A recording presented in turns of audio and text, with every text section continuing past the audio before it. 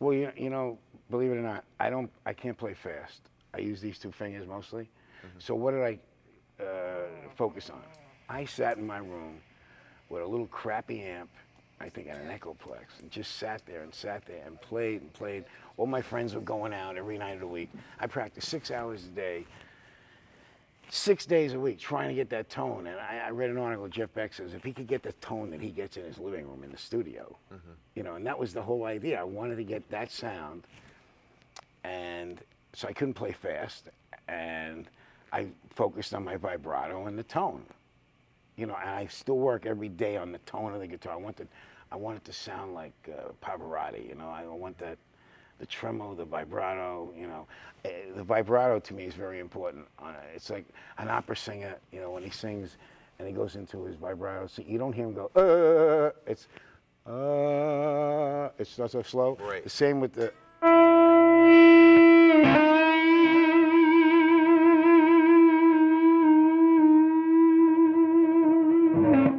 does whatever I want it to do, you know. It's really vocal sounding. That's the whole idea. You want to be able to sing back, at least in my head. You want to sing back the solo, you know, it's not just in the middle of a song. You hear, oops, here come the notes, you know, loads of notes. Right. But, and I hear some guys with a vibrato, it doesn't sound like when they see, they're doing it because they see other guys do it. But I learned something. That when you do stretch the note, you're supposed to bring it back to the note you started at. So.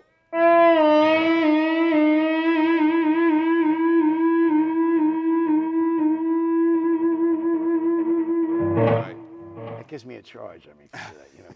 Because it does what I'm asking it to do, you know what I'm saying? Right. Yeah. It's like my father when he used to ask me to do stuff. I never did what he asked me to do. You know, this it does exactly what I'm asking it to do. Thank you very much. It's a good child. It's very good, very good. You're planning on putting together a Wizards of Guitar tour. Yeah, Guitar Wizards. Yeah. Hopefully in the spring, yeah. Tell us, I got a lot of choices of guys and... like who you might want to see on the bill. Huh? Tell us who you might want to see on the bill. Well, I'll tell you who I would love to see on the bill. I wanted Michael Schenker, Steve Morse, maybe Vinnie Moore. I wanted...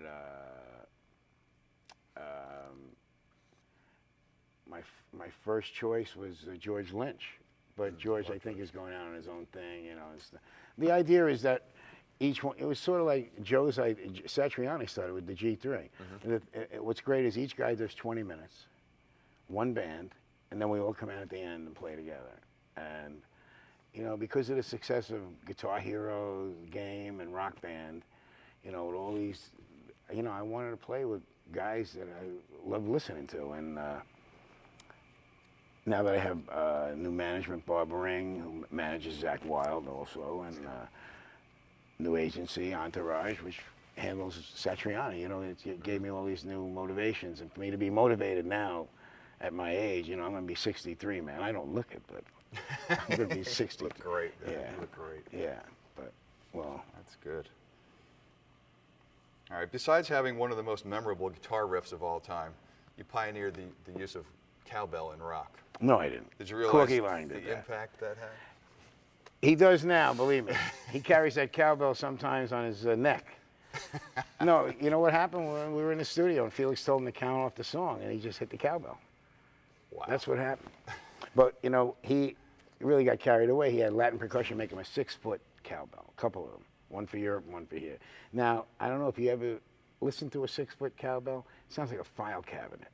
It's flimsy, you know, it makes the... So we had to glue on real cowbell on the back and roll it out on stage, and he had a gigantic stick, and we were in Paris playing, and Deep Purple with it, and Latin percussion's cowbells are black. And they rolled out the big cowbell, and on Nantucket Sleigh Ride was the biggest song in Europe than Mississippi Queen, but when he rolled out the cowbell, he would come out from behind the drum kit, hit the cowbell, people wouldn't react. So Blackmore says, that's because over in Europe, cowbells are gold, mate. Spray it gold. So we thought he was pulling our chain. Sure enough, we got gold. We painted it gold. They saw what it was. You know, and it was it's stupid as it may seem, but with the real cowbell on the back, it sounded like a cowbell. Then we started giving all the roadies cowbells. So when he hit it, they all hit it. So it sounded like one gigantic, you know, cowbell. unfortunately, he tries to stick a cowbell in every song that we do, so we got to tame him a little bit, you know. You know. But Corky's a good guy. he's a good guy. He's a great drummer. player, man. Yeah. Exciting. He's got his own show world going on back there. You know, my only hope is he can take care of business so I can sing and do what I have to do, and then turn around. What the hell is going on back there? You know. Well, I really enjoyed seeing him live do the cover of Like a Rolling Stone. It blew me away.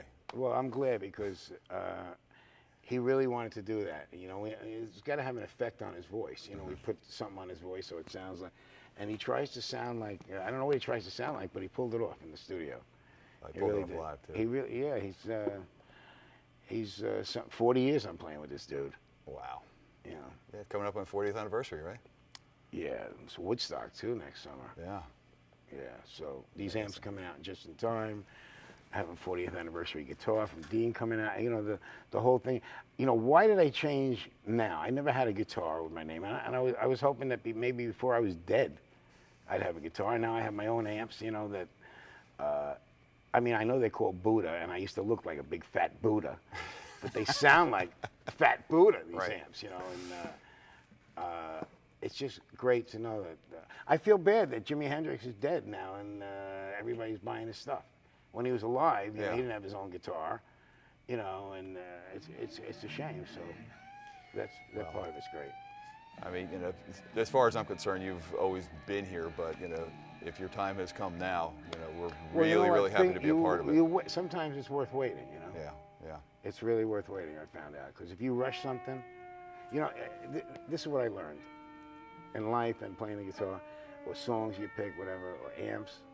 Sometimes you try to make the right decision. And if you have to end up making that decision right, you know what I'm saying? Like, wait a second, now, I chose to do this, now let me make excuses for this. I think this is what, you should, you know, take your time and make the decision right to begin with, you know, and then you don't have problems, man, because believe me. Well, it's a good credo to live life by. Well, yeah, or at least a week. Well, at least a week. At least a week. Well, thank you for coming down this week, man. And this was great. Doing this for us. I really appreciate it. My little children are back here, and it's a beautiful thing. They look great. Yes, they do. Eeny, meeny, and miny. Play it off, Mo. All right, yeah, I'll play it off.